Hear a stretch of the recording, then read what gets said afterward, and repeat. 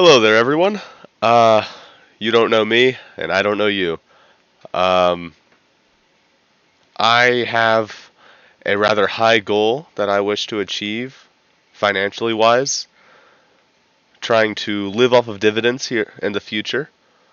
I'm currently living life over at college. I'm enjoying it right now. Still trying to get some financial stuff done, but the job I used to work at, don't have any of them here. So, got a job at school, making a little bit of money. Um, this channel, what I plan on putting it towards is showing the process that I'm taking from today until I hit my goal.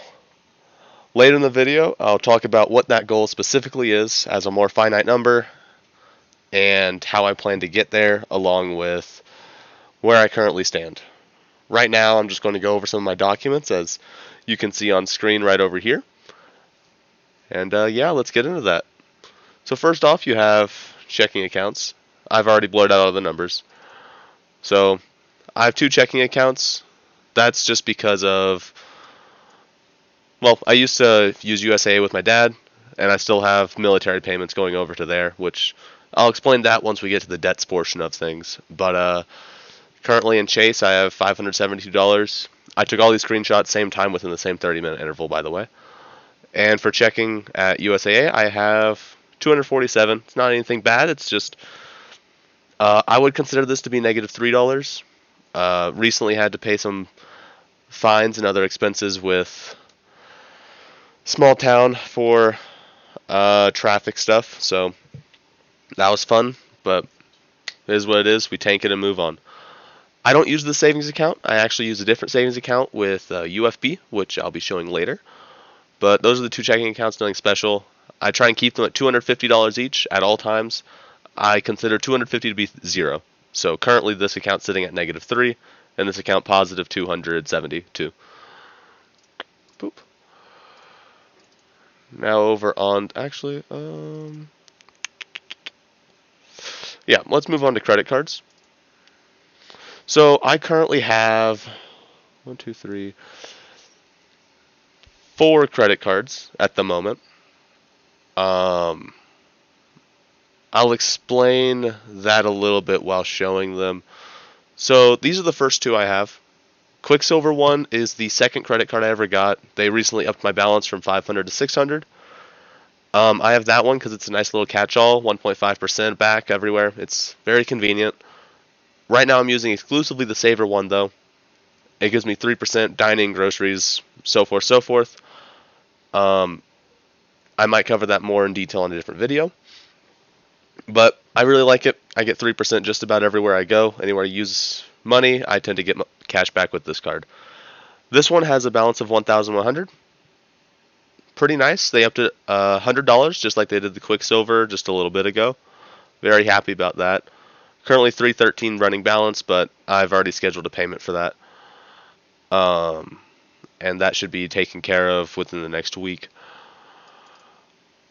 Same page basically, just a little bit more compressed, and with the benefits I have currently saved up, $70. That's not bad, not bad.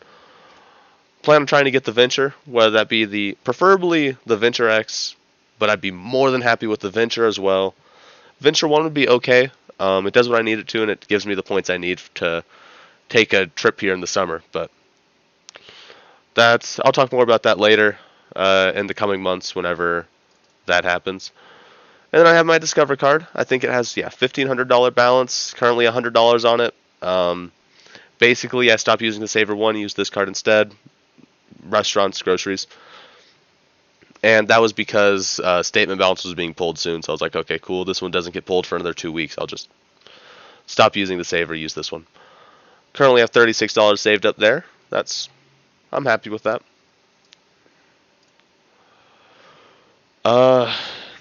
Before we get into debts, I think I'll go over my current investments. I'm not giving any advice. In fact, Robinhood in particular is kind of stupid the way I'm doing it, but I'm hoping for the best. I currently have 17,500 in investments. For the last 2.5, 3 years, I've been working a lot, saving up money, spending it as I go, putting it in places like here. So have about 60% of my 30% in 40% in Ethereum, 40% in Bitcoin. Once again, I know, very stupid. I wouldn't recommend it, but this is not investment advice. You do whatever you want. I'm by no means an expert. And then with Reddit, they just went public, so I was like, you know what? I feel confident in them. Put some money in, instantly jumped up like 50%. So very happy with that. I'm gonna let it ride out for a little longer, see how it does. I think I put 3,000 into Reddit. That's Robinhood. I just use it for my more risky assets. And then the assets I don't really plan on touching too much, the ones that count towards my goal, are over here in Chase. For Chase, I have 5,500 and a regular one. That's not anything special. It's basically just the S&P 500. There's a little bit of sprinkle of other things, like Black Rifle. That's not going so hot right now, but not investment advice. I don't need to get too deep into that. I really just want to show the number and show how it changes. Obviously, not that great recently. Same with my retirement account, also S&P 500, non-investment advice, like that. Now, my other credit card, Freedom Rise. This one, also a catch-all card, 1.5% everywhere. It was an available credit limit of 500. I was using it a lot because I was planning on focusing exclusively on the Chase ecosystem, getting the Chase Sapphire Reserve, or Preferred, whichever this cheaper one is. I forgot at this point. I think it's Preferred. I was going to do that, get travel points, go from there. I love Chase. Their entire ecosystem is great, but Jesus Christ, they are a pain when it comes to credit cards compared to other distributors like Capital One. I know the reason why is Capital One likes exploiting their people, from what I've heard, and that's why it's easier to get a card from them. But either way, it was easier to get a card from them, so I pivoted over, got that card. Gonna leave this one open. Maybe I'll convert it into a Freedom Flex. That card would benefit me a bit more, but we'll see what happens. Let's see. Now, debts. This is not my biggest debt, and it's a debt I don't need to pay back for a couple of years. $17,500. $1,750. This one, it's with Advantage student loans. I don't need to pay it back until my school ends. So I got like 2-3 years left on that. School messed up. It was supposed to be one loan. I was started paying it off early, as you can see. November, so forth. Got down to 250. Credit score jumped up. Super happy with that. My school messed up and canceled the wrong loan, so they repaid my initial loan and took out a separate loan. And because of that, I now have a secondary loan that was never paid on, and I'm waiting for all of this money that I already gave to them to show up in my mail. So, that's real fun to deal with. So once that eventually shows up in my mail, I'll be able to put the money back towards it. But after that, I now have... Let's go to the credit report, because this Excel document will have a lot more to it. So this is my overall score, 697. I'm not happy with that. It's not where I want it. I'm looking forward to paying off the Advantage, because that's the primary thing holding back my account. My oldest account, 2 years, 3 months, that's actually my mom's card. She doesn't use it. She hates using credit, just at all. She doesn't even have the card at this point. She's tore it up. But I put it on my account so that my credit age would go up. Available credit limit, I think that card had 3,000 on it. The rest of it comes from this. Credit checks, I have 5 credit cards. What do you expect? 0 late payments. I always pay on time, normally pay early, always pay in full. I never want to do anything other than that. My credit score has gotten up to 730 before. It was there for about a week, and then the school did their thing and it dropped down to like 680. So I'm happy it's at least back up to 97.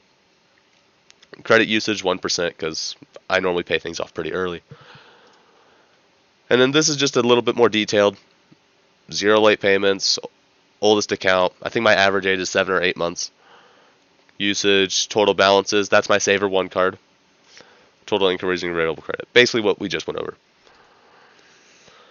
Now, Excel document. This one.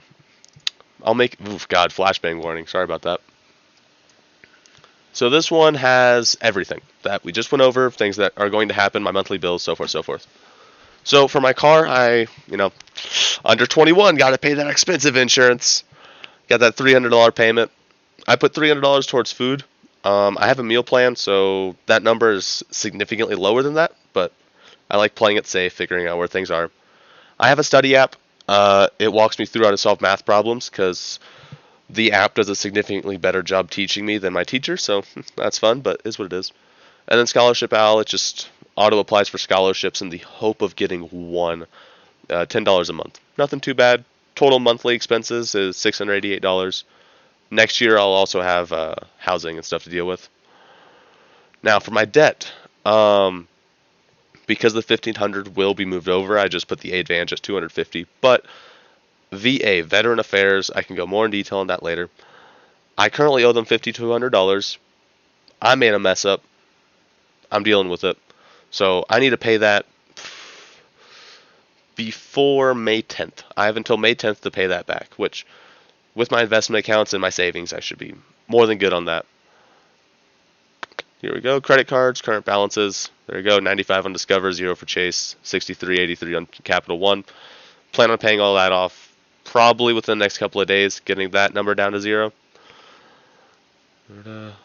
And then here we go. So now we've gone over all the bad stuff, the more good stuff. So, oops. Yeah, also part of the monthly expenses. My bad. Spotify $648. I don't need it. I just like it. And then OnStar $52.34. That's for my car. Basically, emergency button and tracks if I get in a wreck, tracks my location, car gets stolen, they can easily track it, all that good stuff.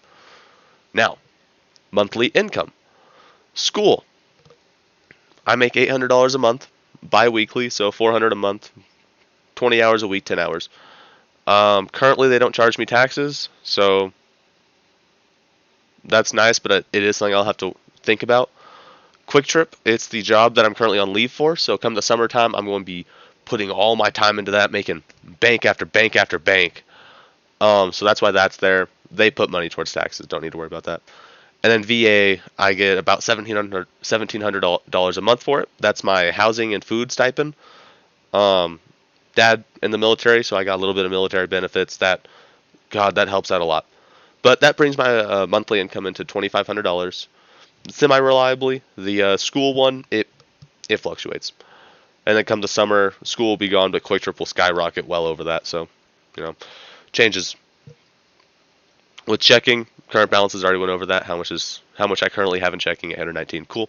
Not a great number, but not horrible. And then investment/savings. Here's my 2 investment accounts. Robinhood altogether, 17,511. Chase, 6510.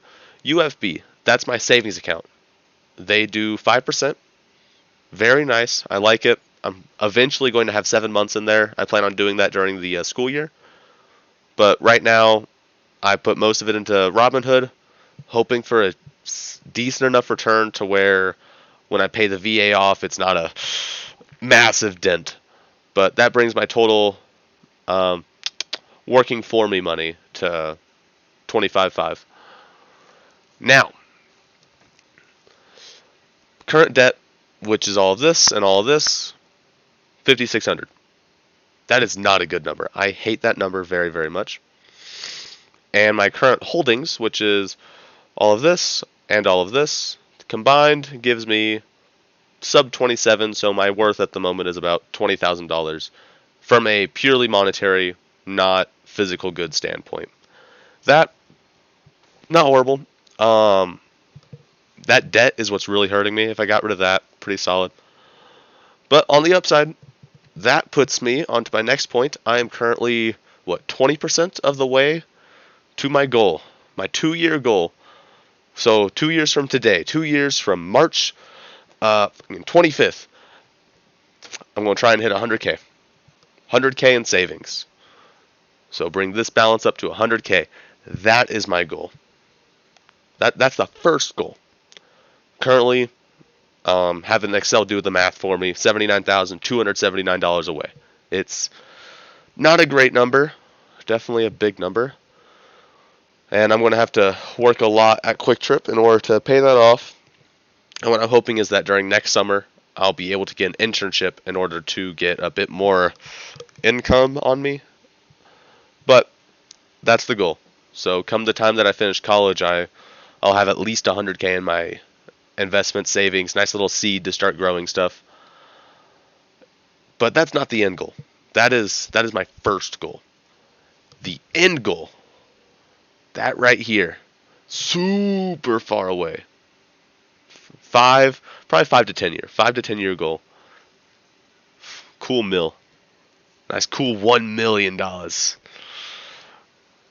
Reason why is because assuming dividends stay about how they are, about roughly 3%, I can put this into stocks that have dividends, probably the S&P 500. It's just over the last, 80 years, 30, 50 years, whatever it is, it's been very consistently doing good. So I'm going to put that money in there, just hope for the best, get that 3% dividend every year. That's 30K. 30K a year at a cool mill. That is from doing nothing. That's not pulling anything out of it. That's just letting it work its magic. That's 30K a year doing nothing. Mind you, whenever I pull it off to pay taxes, but it's a different story.